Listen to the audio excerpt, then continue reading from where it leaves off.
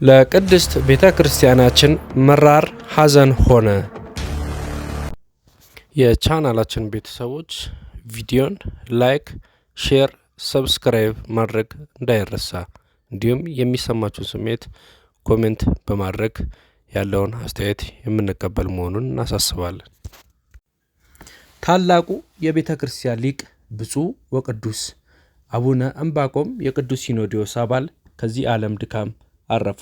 ብፁዕነታቸው በኢትዮጵያ ኦርቶዶክስ ተዋሕዶ ቤተ ክርስቲያን የገዳማት መምሪያ የበላይ ኃላፊ ነበሩ። ብፁዕነታቸው በኢትዮጵያና በኢየሩሳሌም በሚገኙ የኢትዮጵያ ገዳማት ከፍተኛ መንፈሳዊ አገልግሎት ያበረከቱ ሲሆን በቤተ ክርስቲያን ውስጥም በተለያዩ የኃላፊነት ቦታዎች ላይ በመመደብ ታላቅ ተጋድሎን ፈጽመዋል። ቅድስት ቤተ ክርስቲያናችንን አገልግለዋል። ብፁዕነታቸው ያደጉት በታላቁ ገዳም በደብረ ሊባኖስ ሲሆን ትምህርታቸውንም የተማሩት በዛው ገዳም ነው። ምንኩስናቸውንም በዛው ገዳም በመቀበል በጾም በጸሎት እንዲሁም አባቶችን በማገልገል በዛው ገዳም ያደጉ የቤተ ክርስቲያናችን ንጹሕ ቅዱስ ታላቅ አባት ናቸው። እግዚአብሔር አምላክ በረከታቸውን ያሳድርብን። ለቤተ ክርስቲያን ለምእመናን መጽናናት ይሁን። ኦርቶዶክሳውያን ታላላቅ ቅዱስ የሆኑ አባቶችን እያጣናቸው ነው።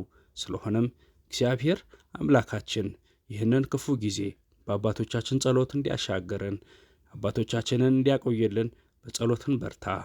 አባታችን ሥርዓተ ቀብራቸው ጥር 19 2018 ዓመተ ምህረት በደብረ ሊባኖስ ገዳም ይፈጽማል።